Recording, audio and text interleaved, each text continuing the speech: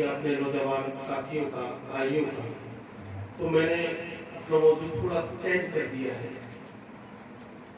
हम इब्तिदाई आखिरी तक से गौर व फिक्र करें कि एक ज़माना ऐसा गुजरा है, जो स्कूल कॉलेज में पढ़ते हैं जानते होंगे, माशाल्लाह डॉक्टर सदरात भी तशरीफ फरमा, कि एक ज़माना ऐसा गुजरा है कि कोई नहीं था। कितने भी बड़े साइंटिस्ट की आप किताब उठाकर देख रहे साइंसदान की, तो वो भी लिखता है कि हाँ एक ज़माना ऐसा गुजरा है कि कोई नहीं था। अब वो उसके बाद क्या कहते हैं कि एक ब्लास्ट हुआ और उसके बाद एक तरतीब कुछ होता गया, उसके बाद फिर और अपनी अपनी थ्योरी उन्होंने पेश की। हमारा अकीदा क्या है कि एक ज़माना ऐसा था खुदा के सिवा कोई नहीं, खुदा के सिवा खुदा था, उसके सिवा कोई नहीं था। और जब रब ने चाहा कि कोई हो जो मेरी बारगाह में सजदा करने वाला हो, तो उसने अपने नूर से एक नूर बनाया, एक नूर पैदा किया। अब नूर की उम्र का अंदाजा आपने सुना होगा, बस एक हदीस जिक्र करके आगे बढ़ो, क्योंकि मैं अपने भाइयों को कुछ समझाना चाहता हूँ। तकरीर अगर सुननी होगी यूट्यूब पर पढ़ी है, बहुत सी तकरीर आप मौलाना शमशाद अजमल बताते नहीं करके निकाल सकते हैं, लेकिन कुछ पॉइंट्स में जिक्र करना चाह रहा हूँ, नए तरीके से सोच रहा हूँ, तो कोशिश है दुआ कीजिएगा। अल्लाह ताला ने जब मशीयत इलाही ये हुई कि कोई हो जो मेरी बारगाह में सजदा रेज़ हो, मैं उसे देखूं और वो मुझे देखे, वो मुझे देखकर मेरा शुक्र अदा करे और मैं उसे देखूं और मैं अपनी करम फरमाइयां उस पर करूं, और वो मेरी बारगाह में झुके तो मैं उससे खुश हो जाऊं और उस पर अपना फज़्ल खूब से खूब तक जारी करूं। तो उस नूर को बनाया, अभी दुनिया जन्नत कुछ नहीं, उस नूर को अल्लाह तबारक व तआला ने एक मकाम खास में रखा। हजरत जिब्रील अलैहिस्सलातु वस्सलाम से जिब्रील अलैहिस्सलाम से हमारे नबी ने पूछा था, जिब्रील तुम्हारी उम्र कितनी है?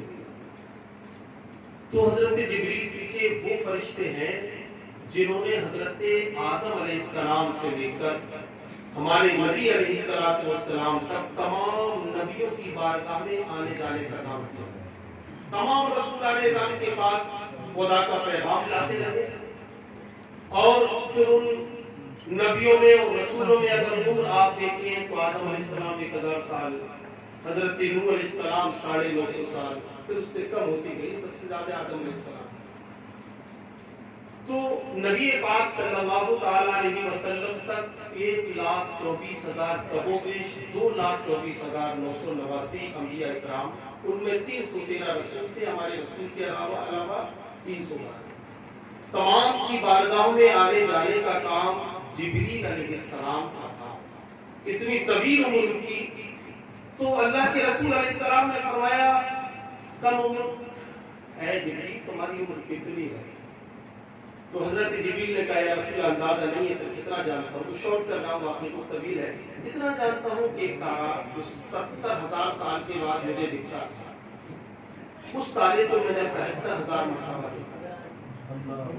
उसके बाद हमारे नबी मुस्कुराते फरमाते हैं, जिब्रील मुझे मेरे रब की इज्जत की कसम, उसको जिस तारे को तुमने 72,000 मरतबा देखा है और जो तुम्हें 70,000 साल के बाद दिखता था, वो तारा कोई और नहीं, अना ज़ालिकल कौकब, वो चमकता सितारा है। सुभान अल्लाह, सुभान अल्लाह। नूरानी सफर आपको तफसीर में, हदीसों की तफसीर में मिल जाए। मुफस्सिरीन ने भी और मुहद्दिसीन ने भी लिखा है कि अल्लाह तबारक व तआला ने सबसे पहले अपने नूर से नूर मोहम्मदी को बनाया सल्लल्लाहु तआला अलैहि वसल्लम, और फिर उस नूर मोहम्मदी ने नूर इलाही की तरफ सजदा किया। कितना तवील सजदा था ये खुदा जाने, खुदा के रसूल। अब उस नूर को अल्लाह तबारक व तआला की मशीयत हुई कैसे वजूद दिया जाए, तो अल्लाह तबारक व तआला ने उस नूर के बहुत पार्ट्स बनाए, जिससे जमीन, आसमान, चांद, सूरज, तरतीब हदीस में है कि 4 करके के 4 हिस्से बने एक बार, फिर 3 से 3 चीजों को बनाया, جو ایک حصہ بچا پھر اس کے 4 پارٹس ہوئے، پھر 3 سے 3 چیزوں کو بنایا، پھر اس کی 4 بار تقسیم ہوئی، پھر 3 سے 3 چیزوں کو بنایا. اس طریقے سے اللہ تبارک و تعالیٰ نے تمام چیزوں کو وجود دے دیا. اب اس کے بعد جنت بنی، اور جنت میں شروعات اللہ فرشتے بن چکے تھے، ابھی انسان نہیں تھا. انسان نہیں تھا، فرشتے تھے، جنات تھے، انسان نہیں تھا. تو اللہ تبارک و تعالیٰ کی مشیت ہوئی کہ اب وجود انسانی عطا کر دیا جائے. تو اللہ تبارک و تعالیٰ نے فرشتوں کے درمیان مشورہ کیا. ایک پوائنٹ یہ پیغام یہ بھی رکھے نوجوان اپنے سے کہ انہوں نے اللہ تبارک و تعالیٰ نے فرشتوں کے درمیان مشورہ کیا، حالانکہ وہ محتاج نہیں ہے مشورے کا. ہمارا رب کسی چیز کا محتاج نہیں ہے، لیکن یہ ہمارے لیے درس اور سبق ہے. خدا نے پہلے ہی پارے کے تیسرے رکوع میں فرمایا وَإِذْ قَالَ رَبُّكَ لِلْمَلَائِكَةِ إِنِّي جَاعِلٌ فِي الْأَرْضِ خَلِيفَةً. جب فرشتوں کو جمع کر دیا اور کہا کہ بتاؤ کیا کہتے ہو، میں اپنا ایک خلیفہ بنانا چاہتا ہوں، ایک خلیفہ بنانا چاہتا ہوں. تو جانتے ہو فرشتوں نے کیا جواب دیا تھا؟ فرشتوں نے کہا تھا ایسے کو خلیفہ جو خوریزی کرے گا، فساد پھیلائے گا.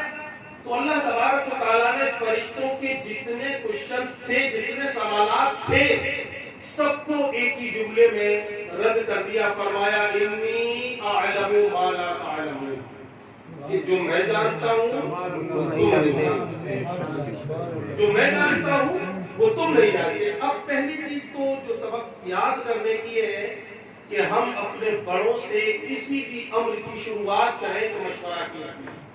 مشورہ کرنا سنت رسول بھی ہے اور سنت الہی بھی ہے. اور پھر جو ہمارے بڑے ہمیں مشورہ دے دیں عقل و خرد اور شریعت کے مطابق پائیں آپ اس مشورے کو، تو اس پر عمل کیا. میں بات آگے بڑھاؤں. آدم علیہ السلام کو بنا دیا گیا، وہ بھی بہت بڑی تفصیل ہے، انہیں بنا دیا گیا. اس کے بعد تنہائی محسوس ہوئی تو اللہ تبارک و تعالیٰ نے انہی کی بستی سے حضرت حوا کو بنا دیا. دونوں نے رہنے لگے. سب کچھ نعمتیں تھی جنت میں. ایک چیز کے قریب جانے کے لیے اللہ تعالیٰ نے کہہ دیا کہ اس طرف مت جانا، اسے مت کھانا. گندم کا بعض روایت میں گندم کا پیڑ ہے، بعض میں اختلاف بھی ہے، بہرحال گندم کا مشہور ہے کہ وہاں مت جانا، اسے مت کھانا. لیکن شیطان مردود جس کو آدم علیہ السلام کی وجہ سے جنت سے بھگا دیا گیا تھا، تو وہ شیطان مردود چاہتا تھا کہ میں آدم علیہ السلام کو بھی جنت سے نکلنے کا کچھ ان کے ساتھ ایسا کر دوں کہ انہیں بھی جنت سے نکال دیا جائے. میں نے یہ کیا تھا کہ خدا نے مجھے سجدے کا حکم دیا. کیا تھا؟ آدم علیہ السلام تھے اور خدا نے فرمایا ان کی طرف سب سجدہ کرو، تو سب فرشتوں نے سجدہ کر لیا، لیکن ابلیس نے نہیں کیا تھا. تو خدا نے وہ بھی قرآن میں ذکر کیا ابا واستكبر وكان من الكافرين، کہ اس نے انکار کر دیا، وہ کافروں میں سو گیا، جنت سے نکال دیا. بہت باؤنڈیشن رکھتے ہیں اس کے لیے، جہاں چاہے جو چاہے وہ کرے.